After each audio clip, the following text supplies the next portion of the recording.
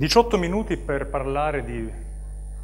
cercare di parlare del buon uso del mondo quando a poca distanza da qua abbiamo distrutto il nostro mondo della Liguria e di Genova.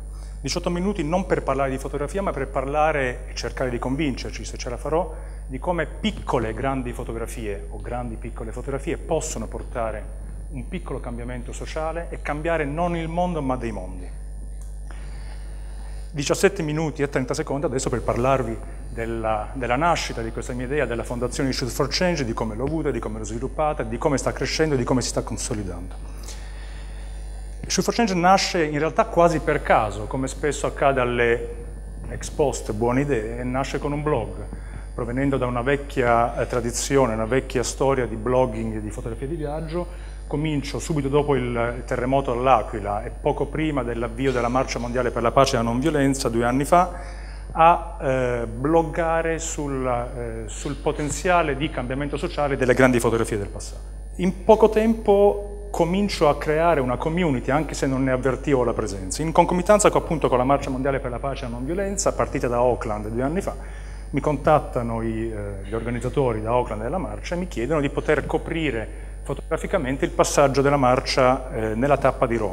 Avendo poi altre vite parallele, perché Shoot for Change è la seconda vita parallela, certe volte mi sento non tanto quanto come Clark Kent e Superman, ma più come Paperino e Paperinicco, Pippo e Super Pippo per le vite parallele, la vita a castello che conduco. Mi chiedono quindi di fotografare il passaggio della marcia, io ricordo che non potevo in quel giorno a Roma e faccio un post che adesso affettuosamente ricordo di aver chiamato, probabilmente anche in maniera un po' troppo provocatoria, chiamata alle armi fotografiche. Vedete come questo ossimoro ritorna spesso nella nostra terminologia. Già Shoot for Change è un ossimoro, perché in inglese shoot significa allo stesso tempo scattare una fotografia, ma anche sparare.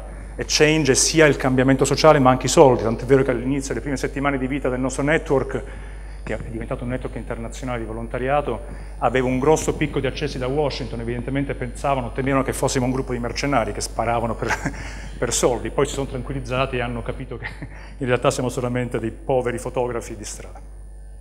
Quindi ho fatto questa chiamata alle armi fotografiche e in poche ore mi hanno letteralmente intasato la casella postale da tutta Italia e siamo riusciti in pochi giorni a coprire fotograficamente non solo Roma, non solo Milano, ma gran parte del nord Italia, fino ad arrivare a Lecce, New York, San Francisco, fino ad arrivare alla fine in Argentina, su dei picchi delle montagne dell'Argentina dove la marcia ha concluso il suo cammino.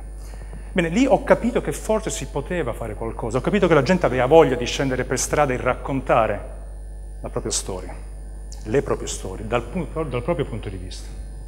Allora abbiamo ricontinuato a bloggare, chiedendo alla gente non solo di raccontarci le loro storie di prossimità. Uno dei nostri slogan, dei nostri claim è Shoot Local, Change Global, ma di venire a farlo con noi o di chiederci un aiuto quando non fossero stati in grado di farlo da soli.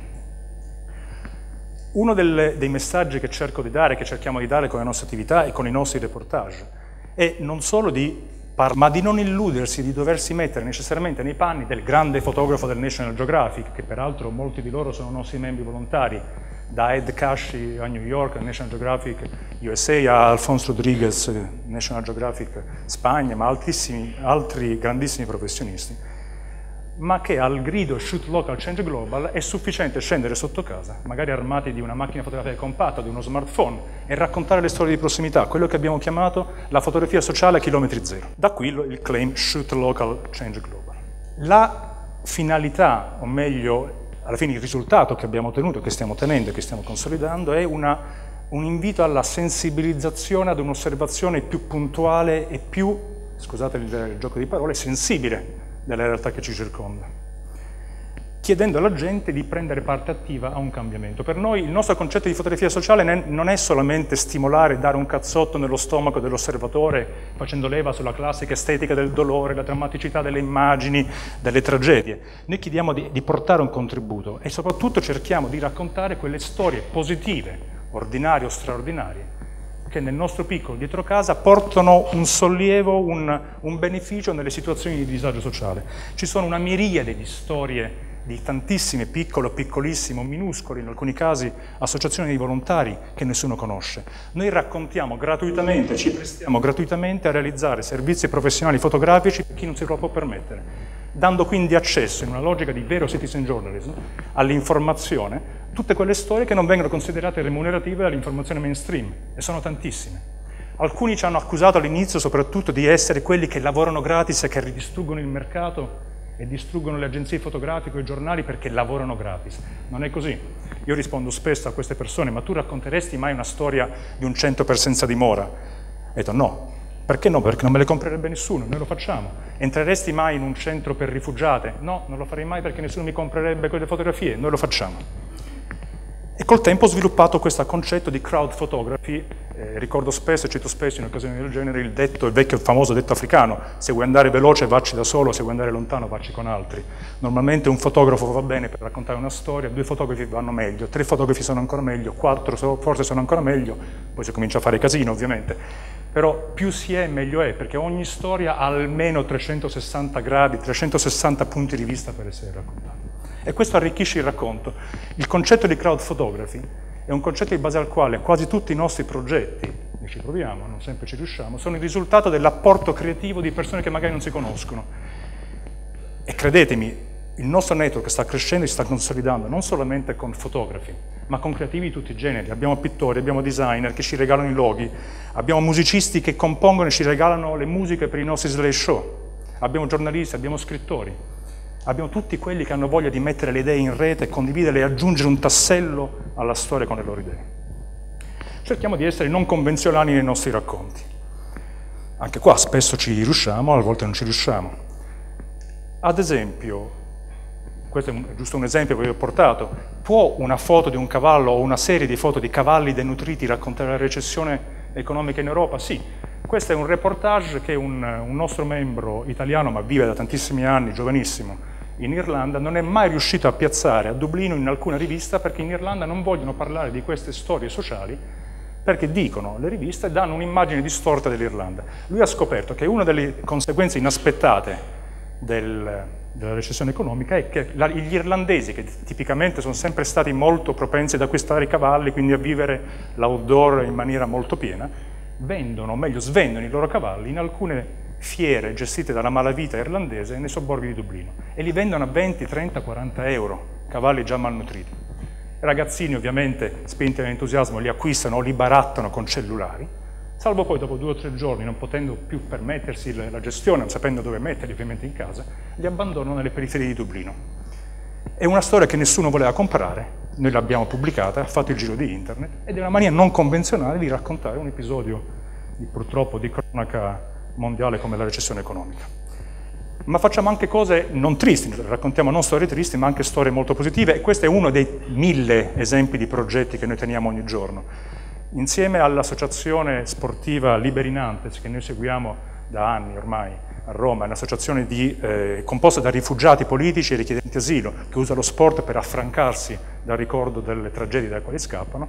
Siamo entrati in un centro di accoglienza a Roma, la Casa di Giorgia, composto da rifugiate, che dà accoglienza a rifugiate, donne e richiedenti asilo, e abbiamo scoperto che queste donne, queste ragazze, non erano mai state nel centro di Roma, nonostante fossero arrivate a Roma già da mesi, in alcuni casi anche da un anno, per paura del traffico, della città, dell'inquinamento, degli italiani, erano imprigionate nella loro gabbia che si erano autocostruite di luoghi comuni.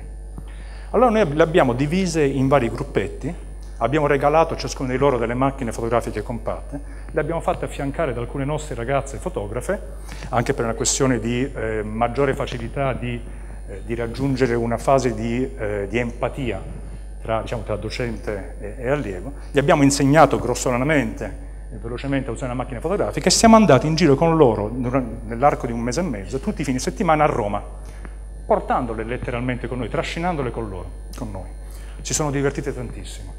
La macchina fotografica con la quale poi hanno raccontato la loro Roma è stato un filtro che le ha concentrate a guardare Roma attraverso una scatoletta. La tesi del nostro progetto è che una città che conosci è una città che col tempo riconosci, e in una città che riconosci, anche attraverso le tue stesse fotografie, è una città nella quale trovi un livello di fiducia tale che ti consente di ricreare e di riappropriarti di alcune dinamiche sociali, quindi di inclusione. La piccola mostra fotografica che abbiamo lanciato dopo questo progetto ha fatto il giro di Roma e comincerà a girare adesso per l'Italia. È stato un successo enorme, ce lo stanno chiedendo in tantissimi altri centri. queste piccole fotografie forse hanno cambiato il loro mondo. Adesso cercherò, nei pochissimi minuti che non vedo più tra l'altro sullo schermo, che mi rimangono, 7 minuti e 48 secondi, di smantellare il concetto. Probabilmente non è vero, vi ho detto delle fesserie. La fotografia non cambia il mondo. E invece, questa persona, per esempio, l'ho conosciuta nella città dei morti al Cairo. Qualcuno forse la conoscerà, è il vecchio cimitero monumentale del Cairo, dove nel corso degli anni centinaia di migliaia di persone, in gran parte provenienti dalle prime ondate di profughi palestinesi anni fa, ha trovato alloggio nelle tombe, nei mausolei del vecchio cimitero monumentale del Cairo, creando una vera e propria società all'interno del Cairo. Il Cairo considera queste persone dei reietti della società, li considera immorali perché vivono tra i morti. Loro hanno ricreato un loro ecosistema, un loro ambiente sociale assolutamente in equilibrio, eppure non esistono per gli altri. Questa persona vive lì, aveva cominciato come custode di questo mausoleo, negli anni si è trasferito a vivere in questa tomba con la sua famiglia. Ho scattato una fotografia, ho fatto il giro di internet, non ha cambiato né il suo mondo né il mondo in generale, sono tornato e lui è ancora lì. Anche queste persone, è sensibile, vivono nella città dei morti. Quando gli ho chiesto di fargli un ritratto fotografico, questa signora anziana con il nipotino si è messa in posa vicino a questa tomba, diciamo la tomba di famiglia, nel loro cortiletto. Io ho chiesto se fosse un loro parente, ha detto no, non è il nostro parente, ma viviamo qua da tanti anni come se lo fosse ormai, e volevo un ritratto con lui. Questa mia fotografia non ha cambiato il loro mondo, loro vivono ancora lì tra i morti. Quest'altra persona invece è Sergei. Sergei vive in un centro di accoglienza per senza fissa dimora. Già questo dal punto di vista semantico è una cosa che mi fa imbestialire. Abbiamo bisogno di definire una persona per quello che non ha invece che per quello che ha, senza fissa dimora. È russo. Da tanti anni ormai è in mezzo a una strada e non parla più della sua famiglia. Quando mi ha chiesto un ritratto, mi ha chiesto di fargli un ritratto a metà perché dice che gli manca qualcosa nella sua vita. Ovviamente gli manca tantissimo.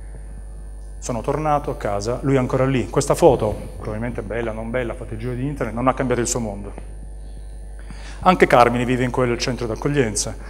Vive in un mondo tutto suo, dice che coltiva api, ama le sue api, non parla più della sua famiglia, si chiude in un silenzio imbarazzante quando gli si chiede la sua storia. Questa foto non ha cambiato il suo mondo, vive ancora per strada.